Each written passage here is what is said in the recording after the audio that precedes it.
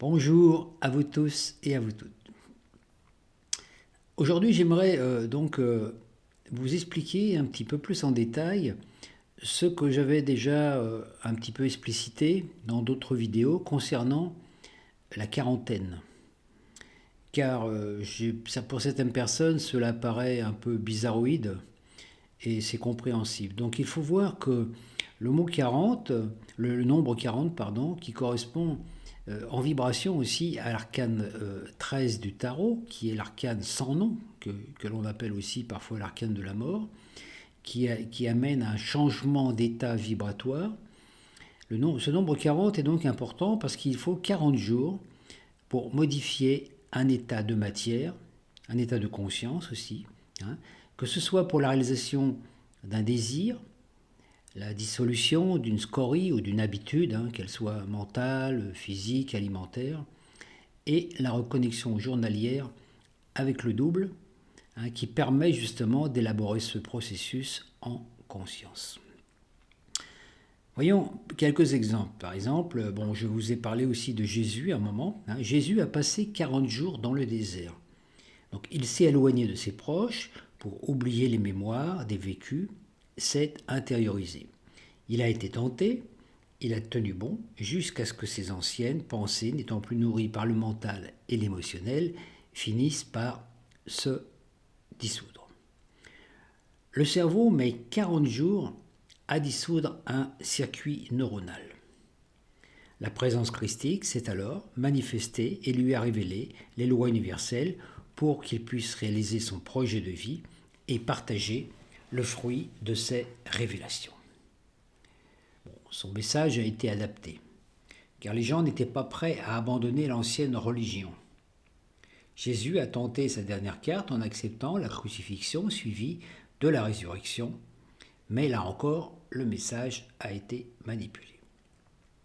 Et depuis son temps, l'humanité continue son œuvre au noir pour continuer le nettoyage alchimique.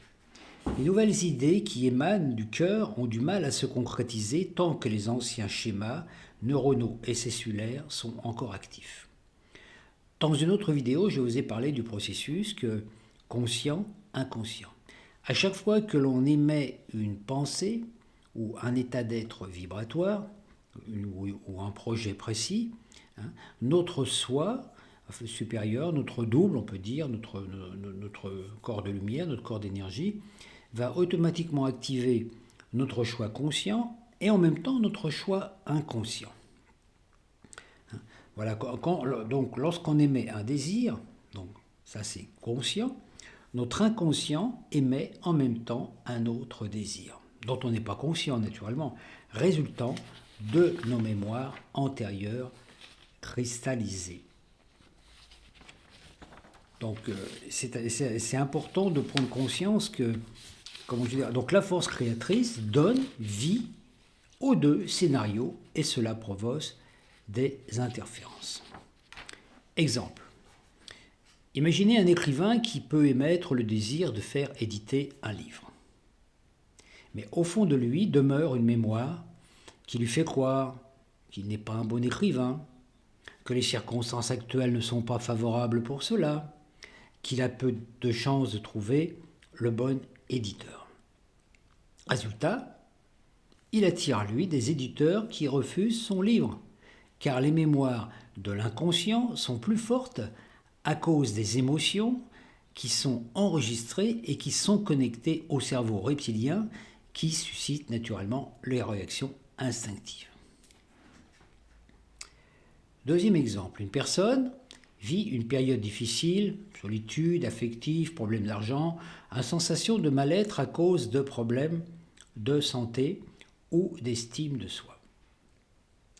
Elle demande à sortir de cette situation et fait appel à son double.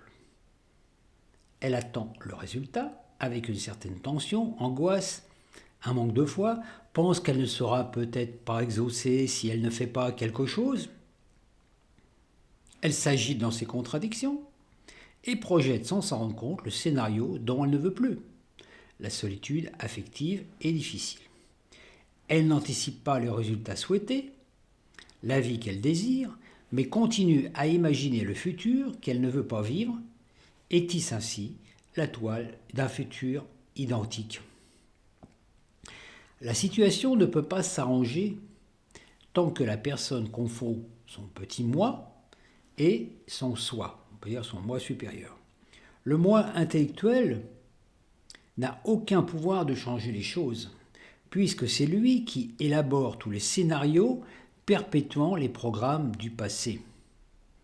Il faut donc que le mental et le moi deviennent transparents, être une sorte d'interface neutre afin que le double puisse infuser des nouvelles données qui vont pouvoir être mises en place. Donc le travail de reconnexion journalière avec le double est donc indispensable. Je vous avais parlé aussi dans une autre vidéo de l'histoire, par exemple de 40 jours, avec l'histoire de la traversée du désert avec les Hébreux et l'époque de Moïse. On retrouve encore là ce nombre 40. Alors pourquoi est-il fallu 40 ans aux Hébreux pour traverser le désert? Parce que les anciennes, toutes les personnes qui étaient nées en Égypte, qui avaient connu l'idolâtrerie avec le veau d'or, etc., ne pouvaient pas entrer en terre promise. Donc ils sont tous morts dans le désert, et ce sont leurs enfants qui sont nés pendant cette période de quarantaine, de traversée du désert. Ce sont ces enfants qui ont pu arriver, on peut dire, dans la terre promise. Et le processus est identique au niveau du corps. Donc cette histoire est à la fois une histoire vraie et une histoire allégorique, puisque Moïse représente le guide en nous, le pharaon régent représente le mental, le mental tyrannique, celui qui maintient les programmes de notre ego. Le peuple doit traverser la mer Rouge, c'est-à-dire que Moïse, le guide, nous amène à sortir du plan astral, du plan émotionnel, conflictuel, avec toutes les problématiques qu'on peut avoir, pour cheminer vers le chakra du cœur, vous voyez, donc du plexus jusqu'au cœur. Hein, voilà. Et puis, donc, les 10 commandements indiquent les nouvelles instructions qui sont données par le guide pour arriver à la terre promise. Alors, la terre promise dit que tout est possible, mais rien n'est encore réalisé. C'est promis, c'est-à-dire que voilà, quand vous arrivez au niveau du chakra du cœur, toutes les potentialités sont là, mais c'est vous qui, par vos pensées, vos actions, vos émotions, allez pouvoir concrétiser les choses en leur portant attention, puisque le centre du cœur, c'est de là que tout se crée. Quand le cœur est connecté au plexus, on reste dans les vieux schémas. Quand le cœur est connecté à la supraconscience, on reçoit des nouvelles instructions. Voilà. Donc, et c'est ça qui est important de prendre conscience, pourquoi il faut 40 jours. Donc si vous avez, alors que ce soit pour se débarrasser d'une mauvaise habitude, une mauvaise habitude alimentaire, ou une mauvaise habitude quelle qu'elle soit, ou alors une idée que vous ne voulez plus nourrir, que vous ne voulez plus vivre, une expérience que vous ne voulez plus vivre, donc il faut faire le travail avec le double, demander cette déconnexion, faire ce travail, dire je ne veux plus, voilà, je demande à ce que cela soit dissous. Et ensuite, il faut pendant 40 jours rester, comment je vais dire, neutre, c'est-à-dire ne plus émettre aucune pensée contradictoire vis-à-vis de cela, pensant oui, je ne sais pas exaucer, ça n'a pas marché, etc. Hein. Et puis aussi ne pas émettre de pensée contradictoire et ne pas remettre les choses, ne pas reprendre les choses entre soi, c'est-à-dire qu'en fait, être comment on pourrait dire ça, voilà, avoir confiance totalement, laisser faire. On ne veut jamais reprendre entre les mains ce qui a été confié à notre soi supérieur. Alors voilà un processus, par exemple, pour changer une habitude. Premièrement, se connecter à la conscience supérieure, votre soi, votre double, voilà, ou votre être lumière. Donc, émettre l'intention de dissoudre la scorie. Par exemple, je demande que cette mémoire soit dissoute dans la substance universelle source. Remercier, c'est important, parce que remercier, c'est reconnaître qu'on est entendu. Pendant 40 jours, ne plus penser à cette mauvaise habitude. Dès que la tentation surgit, visualiser la dissolution et ne pas se laisser imprégner par les tentations qui pouvaient venir de l'extérieur. Ensuite, choisir une intention bénéfique à réaliser. Se concentrer dessus. Ne jamais reprendre donc ce qui a été confié au soi, être convaincu que le processus s'est réalisé et attendre 40 jours que cela se manifeste dans cette réalité avec foi, exprimer de la gratitude. Ne jamais redonner vie à l'information dont on a demandé la dissolution, donc ne pas douter. Ne pas réitérer la demande, sinon c'est comme si on recommençait tout, c'est-à-dire qu'on reconnaît que ça n'a pas fonctionné. Ne pas émettre de pensées contradictoires pendant ce laps de temps. Si la demande, par exemple, concerne le désir de ne plus consommer un aliment néfaste, ou cesser de fumer, ou cesser de manger du sucre, il faut tenir bon, résister à la tentation pendant 40 jours, et le cerveau mettra 40 jours à éliminer l'information. Alors, pourquoi faut-il en même temps dissoudre une ancienne pensée, celle qu'on ne veut plus, et puis se concentrer sur la pensée de ce qu'on veut? Parce que ça, c'est une aide, dans le sens où à chaque fois que l'ancienne pensée risque de revenir par l'intermédiaire de personnes qui vont vous en parler ou de situations apparentes extérieures, vous allez pouvoir vous concentrer automatiquement sur ce que vous voulez et non sur ce que vous ne voulez plus. Ça évitera d'être en train de lutter, non, je ne veux plus penser à cette chose. Donc voilà, et en fait, ça revient au bout d'un moment, avec le travail, avec le temps, à ne pouvoir donner foi qu'aux choses que l'on veut vivre et oublier en totalité ce qu'on ne veut plus vivre. Ça, c'est vraiment important. Donc, alors le processus est intéressant, voilà. Donc voilà, alors le travail avec le double, le soir, je l'ai explicité dans plusieurs vidéos. Donc le soir, avant de vous coucher, vous faites la récapitulation de votre journée à l'envers, avec le vécu de la journée. Donc vous contactez votre double, vous êtes en conscience qu'il est là, voilà. Vous libérez des charges émotionnelles négatives vécues pendant la journée. Donc, à chaque fois que vous voyez que dans la journée, vous avez vécu un état négatif, etc., que vous avez une colère vis-à-vis de quelqu'un, etc., vous demandez à double de les dissoudre. Vous confiez à votre double tous les problèmes que vous avez, les problèmes de santé, problèmes d'argent, vos besoins, vos désirs, vos projets. C'est votre confesseur. Pas besoin d'aller voir un curé, c'est votre confesseur et en même temps celui qui va vous exaucer. Il ne peut pas vous libérer de quelque chose dont vous ne lui parlez pas, puisque lui ressent uniquement votre état vibratoire. Donc il ressent que vous allez bien, que vous n'allez pas bien, mais lui n'est pas dans le plan mental, le double. Le double, si vous avez une problématique qui va susciter un mauvais état vibratoire, par exemple une pensée négative qui va susciter de l'angoisse, lui il va percevoir l'angoisse, mais il ne sait pas pourquoi vous avez cette angoisse. C'est pour ça, c'est l'importance de la prière, c'est un dialogue avec le Père Céleste. Donc il ne sait rien de votre vie que vous ne lui confiez pas. Donc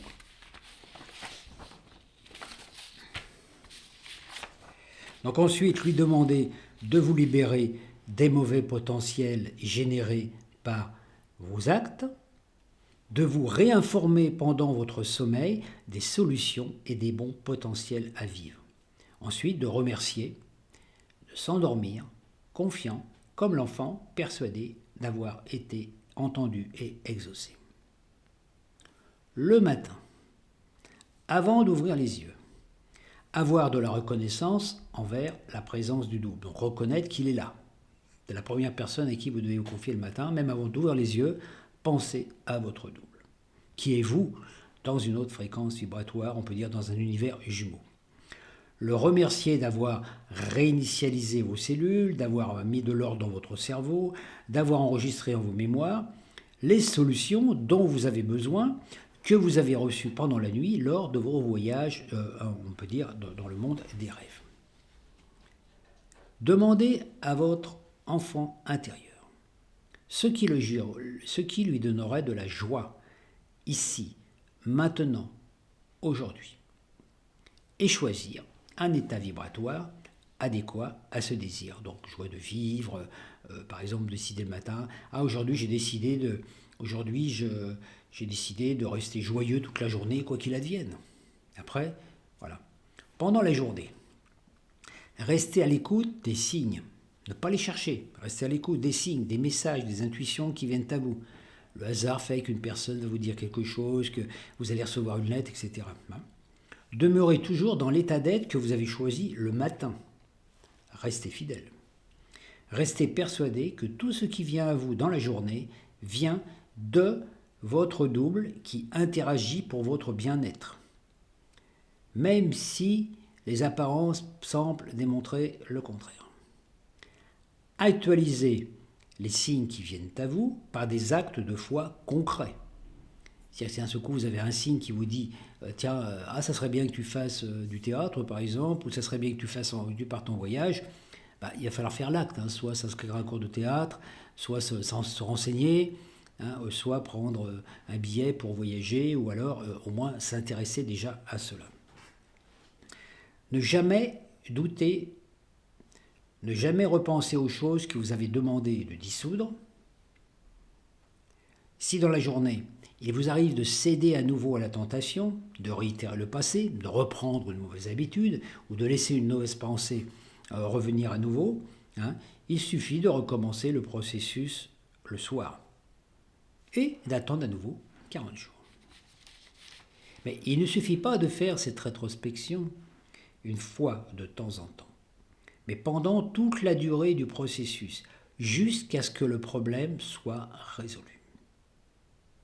Vous n'êtes jamais séparé de votre double, vous êtes lui, sous cette forme corporelle, et tout ce que vous pensez, ressentez, imaginez, il exauce. Que ce soit vos pensées positives ou négatives, il dit oui à toutes vos sensations. Lorsqu'il vous arrive de retomber dans les tentations d'un passé que vous ne voulez plus, vous n'êtes pas obligé d'attendre le soir pour effectuer le nettoyage mémoriel et dialoguer avec votre double. Vous pouvez prendre un instant, méditer, vous connecter à votre double et demander le nettoyage souhaité dans l'instant présent. En pratiquant régulièrement, vous constaterez que le double est toujours là, vous êtes lui et il est vous, c'est votre meilleur ami et vous sentez que vous n'êtes jamais seul. Vous établissez alors avec lui un dialogue intérieur, révélateur, qui met fin à tous vos problèmes. C'est votre guidance qui s'incarne en vous et qui fait qu'à chaque instant, il n'y a plus vous et lui, il y a lui à travers vous et vous êtes lui et il est vous. Par contre, dès l'instant que vous imaginez un mauvais futur, ça vient naturellement des vieilles mémoires, que vous ne souhaitez pas vivre, mais appréhender comme étant possible, vous créez cette réalité qui ne vous convient pas. Donc là, il faut faire un travail d'attention à chaque instant, ne jamais porter d'attention à quelque chose qui ne vous convient pas. Donc dès l'instant que vous entendez des nouvelles qui viennent de l'extérieur, par rapport à des prophéties collectives, individuelles, par rapport à ce qui va se passer à la rentrée, par exemple, voilà, les problèmes d'argent, la faillite bancaire, etc., enfin tout ce qui peut être médiatisé quelque part. Si le scénario n'est pas quelque chose que vous voulez vivre, ne lui donnez pas d'attention, pas d'émotion. Parce que dès l'instant que ça passe du cerveau conscient au cerveau limbique, que ça crée une émotion, ça induit votre comportement. Alors ça demande une espèce de protection de lumière, une protection de lumière avec le monde extérieur, et ce n'est pas parce que tout le monde croit que ça va être la faillite bancaire ou qu'il va y avoir une épidémie, etc., ou qu'il faut passer par des tribulations, par des catastrophes, par des destructions, par des révolutions, par des arrestations de méchants, etc., pour arriver à vivre enfin une vie humaine heureuse. Vous passez par ces scénarios, alors que vous pouvez directement ne porter votre attention que sur les choses que vous voulez vivre. Oubliez tout le reste. Alors naturellement, ça vient à vous, puisque vous êtes dans le monde, vous avez des informations qui viennent, mais vous dites non, merci, ça ne m'intéresse pas. Donc si un jour la grippe vient frapper à votre porte en disant « Ah, il y a une épidémie de grippe dans l'immeuble, etc. » Elle vient frapper à votre porte, vous regardez par le petit œillon et dites « Oh ben non, ça ne m'intéresse pas, vous n'ouvrez pas la porte. » C'est simple comme su, mais on a tellement été habitué à accepter les choses qui viennent de l'extérieur comme étant des réalités, alors que la matière ne fait que nous renvoyer les effets de nos pensées, voilà. Nous sommes des magiciens qui agissons un petit peu comme des mauvais magiciens quelque part, comme des apprentis. Hein. Le royaume, voilà, le travail intérieur demande beaucoup d'attention, de vigilance, d'observation, mais c'est à ce prix que vous pouvez devenir maître de votre destinée, qui alors devient belle. Le royaume de Dieu, c'est votre vision de l'univers. Vous êtes l'univers et la matrice que vous recréez. Dieu devient ce que vous pensez qu'il est. Que ce soit pour la réalisation d'un désir ou la dissolution d'une scorie, pendant ce temps, il ne faut rien émettre de contradiction ou d'autre. Ne pas revenir sur votre demande, ne pas imaginer autre chose, restez dans la gratitude. Si vous changez continuellement de demande, vous finissez par patauger dans des contradictions. Donc avoir foi et confiance. Vivez à chaque instant en compagnie de votre double, il est votre guide, vous êtes lui, et ce que vous pensez, il le crée dans l'instant. Vos idées conscientes et inconscientes, il ressent tout, devient tout, vous êtes lui. C'est à partir de là que vous pouvez prendre conscience que vous êtes vraiment créateur de votre réalité. Alors cela a un impact aussi beaucoup plus profond concernant la santé et la jeunesse éternelle. Vous savez, dans beaucoup de vidéos, je vous ai parlé de jeunesse éternelle. Alors il faut savoir une chose, c'est que voilà, les énergies célestes, qui viennent des plans cosmiques, viennent vers vous sous forme de vibrations lumineuses, invisibles, portant des informations, des idées abstraites et via des ultrasons. Ça vient du plan causal, on pourrait dire, de votre double, de votre supraconscient. Ces informations sont transmises à votre corps mental, qui les transforme en images concrètes et en symboles. En images, concentrées sur une image. Puisqu'on ne peut pas se concentrer sur quelque chose d'abstrait. Donc là, on est dans le plan du soleil, du conscient.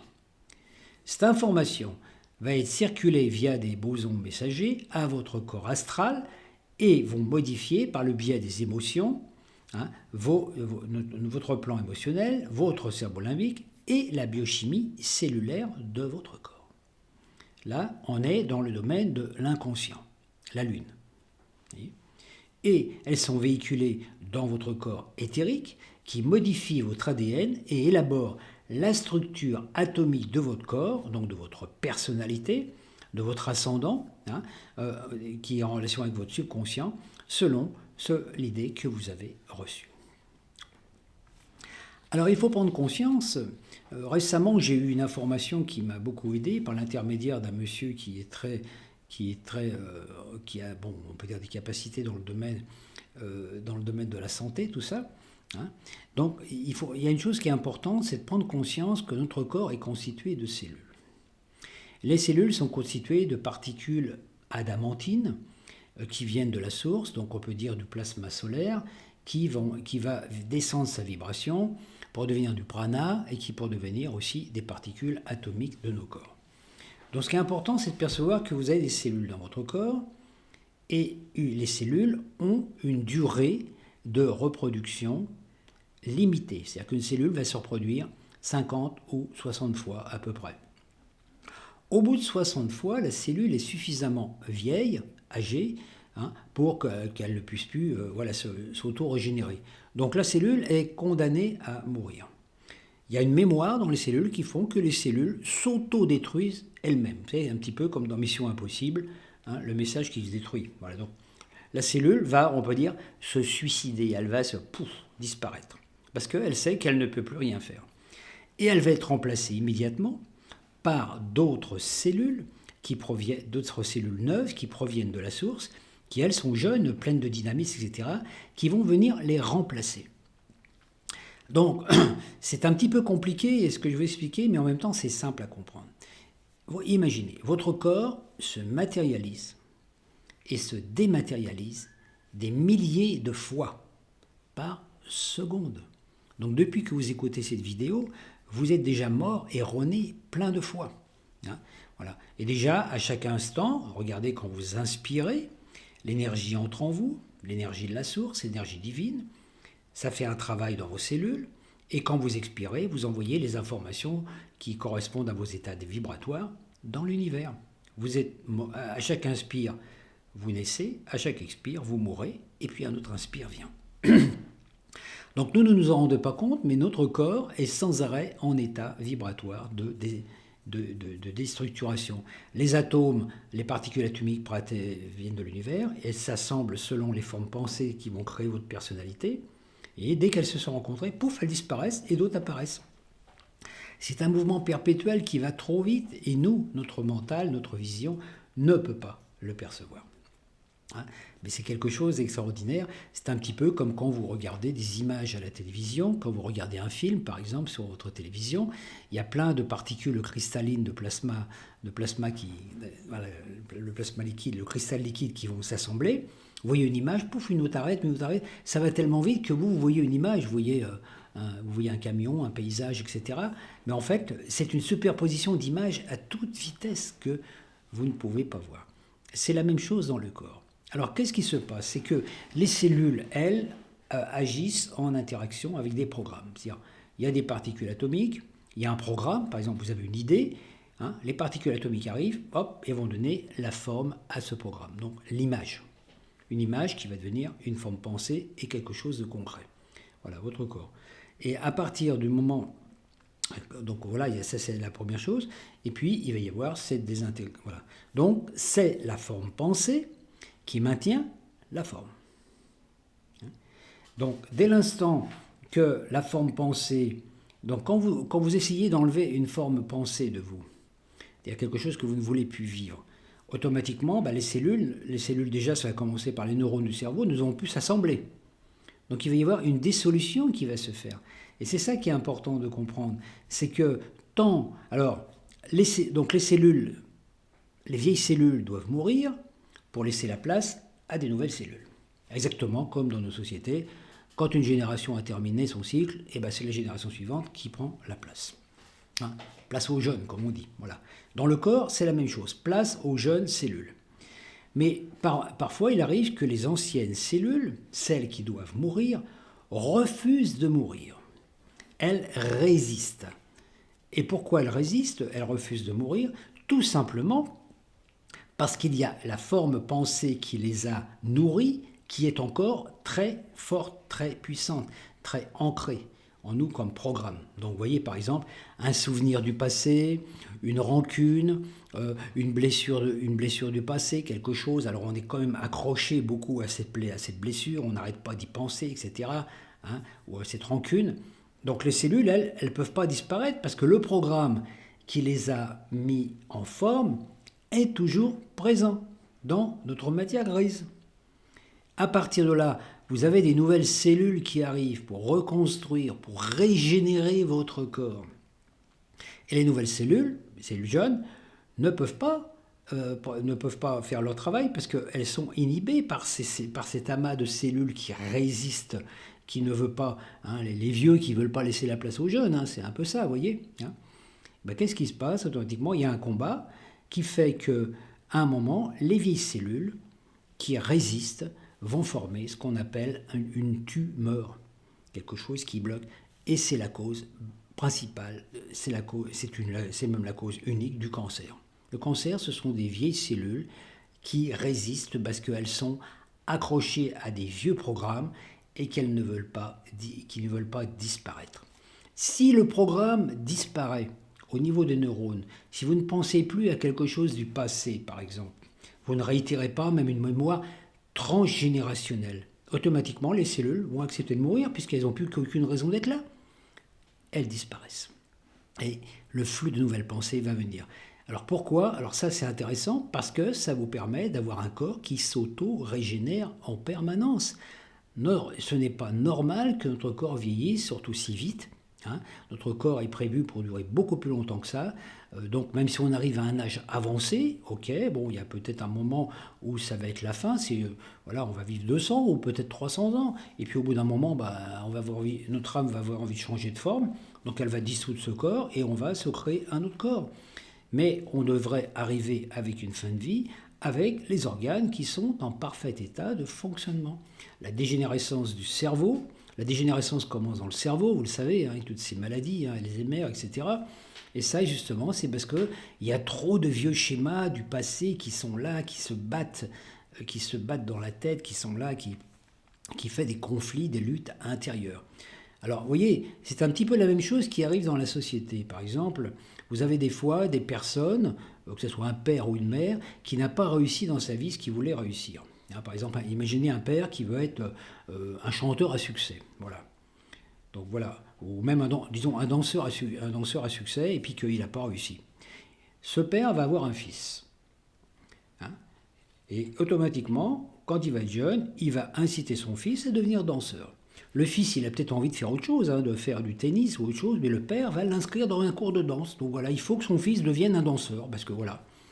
Donc le fils va peut-être devenir un danseur, alors qu'il n'a pas envie, simplement pour faire plaisir à son père.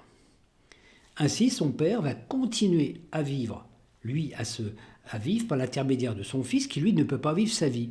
On appelle ça de la possession familiale transgénérationnelle. C'est exactement ce qui se passe pour nous.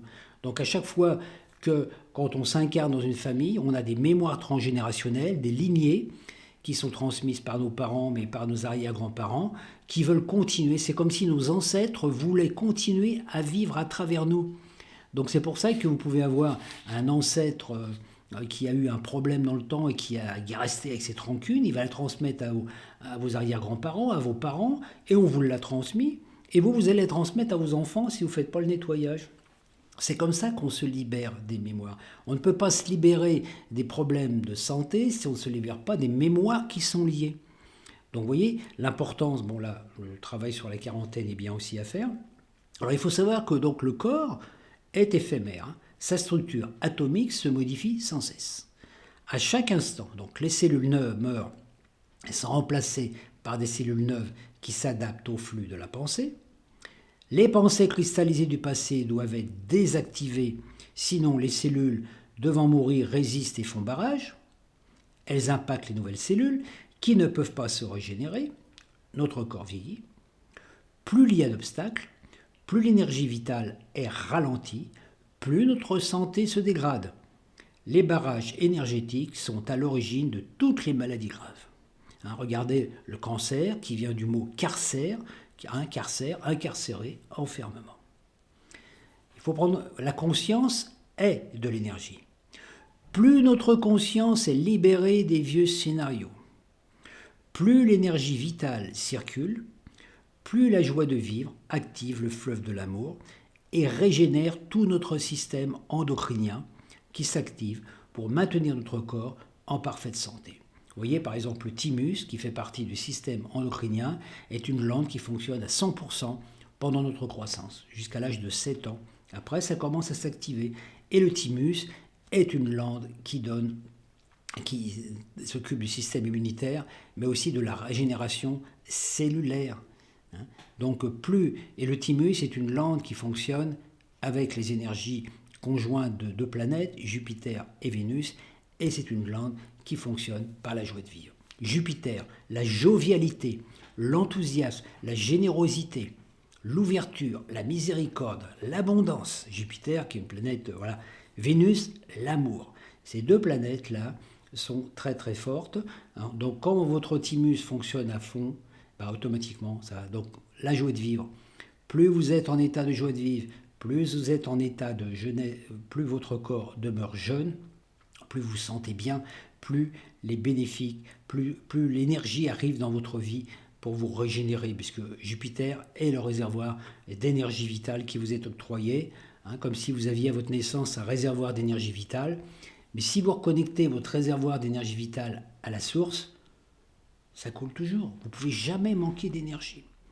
Donc voilà, c'est important de faire le travail sur soi pour ça. Et en fait, c'est ça le travail spirituel, c'est d'arriver à déconstruire l'ancienne personnalité pour reconstruire une nouvelle personnalité, celle qui nous convient. Donc surtout le pardon, comme je l'ai dit plusieurs fois, c'est une arme qui travaille à nettoyer.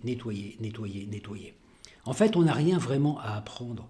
On a juste à nettoyer les vieux schémas de ce qui nous a fait croire qu'on était ceci, cela, limité, mortel, tatati, tatata, tatata. Donc voilà, Et c'est voilà, c'est vraiment le travail le plus important à faire. C'est ça. C'est un travail long. Moi, j'y travaille depuis des années. J'y suis pas arrivé en totalité parce que, comme tout le monde, bah, il y a des vieux trucs qui viennent, des fois du passé qui reviennent. Et puis, hop, sans arrêt, alchimiser, retourner, dissoudre. Donc, et ne donner, ne porter attention à un moment qu'aux choses qu'on veut vivre. Donc, vous voyez, sortir du plan astral, fermer la porte, rentrer dans la terre promise, dire ah, tout est possible maintenant. Mais tout est possible, mais à condition que notre conscience soit libérée des vieux schémas. Sinon, on réitère les vieux schémas du passé.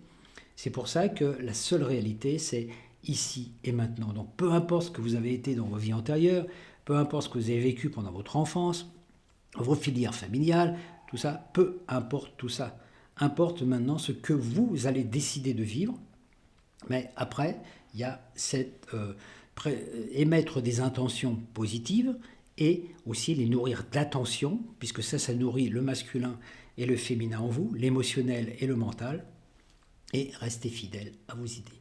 Donc quand vous avez un projet qui vous tient à cœur, ne pensez jamais à des choses du contraire, et naturellement, évitez d'en parler aux gens qui ne vous croient pas. Réalisez votre projet, attendez, soyez confiants, mettez en pratique cette loi de la quarantaine, parce qu'elle est vraiment efficace, mais bon, ça demande une certaine forme d'attention et de concentration. On n'a rien sans rien. Je vous remercie de m'avoir écouté, et puis si vous sentez que cette vidéo peut apporter de l'aide autour de vous, à vos proches, etc., ou autres, n'hésitez pas à la partager, parce que je pense que c'est important. Hein. Les vidéos que je diffuse la plupart du temps, enfin pas la plupart du temps, même tout le temps, sont destinées justement à apporter une amélioration au niveau de la conscience. Hein. Donc à chaque fois que je découvre quelque chose de nouveau, je le partage. Et n'hésitez pas à faire pareil, parce que si vous faites passer une information à quelqu'un de votre entourage qui peut changer complètement sa vie, ça vaut quand même le coup. Je vous souhaite une très bonne journée et je vous dis à bientôt.